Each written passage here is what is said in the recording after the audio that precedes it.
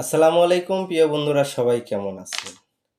Family card দিবার চেয়ে বিএনপির নেতারা গণধর্ষণ। আসলে তারা বিএনপির নেতা হলে তো এরকম করার কথা ছিল না।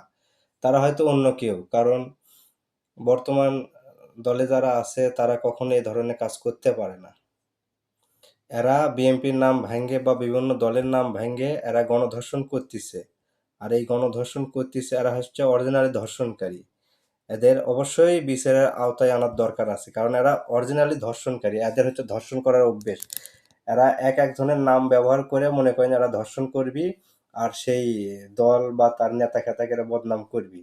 কারণ এরা তো আসলেই কোনো দলের নাম ভেঙে খেতে পারে না। তো যদিও এরা হচ্ছে যে সাধারণ পাবলিক, কারণ এদের ধর্ষণ করা হচ্ছে এদের অভ্যেস। তো এই ধর্ষণকারীদেরকে আমি মনে করি আইনের আওতায় এনে সঠিকভাবে বিচার করাটাই উচিত, এটাই আমি মনে করি।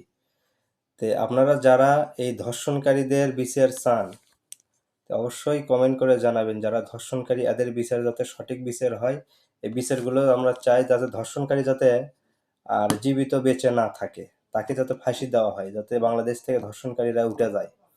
বর্তমান সরকার আছে তাদেরকে বলি, আপনারা অবশ্যই ধর্ষণকারীদের সঠিক বিচার করবেন, কারণ ধর্ষণকারীদের বিচার না করলে ধর্ষণগুলো বেড়ে যায়। সুতরাং এই ধর্ষণ যাতে আর না বাড়ে, এই কারণেই ধর্ষণের বিচার করবেন, একবারে ফাঁসি, মৃত্যুদণ্ড, যাতে আর ভবিষ্যতে আর ধর্ষণ করার ইচ্ছাই আর যাতে না থাকে কারো।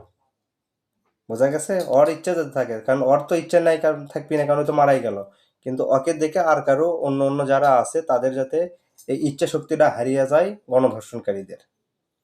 এই আবেদন আমার রইল। আল্লাহ হাফেজ, সবাই ভালো থাকবেন।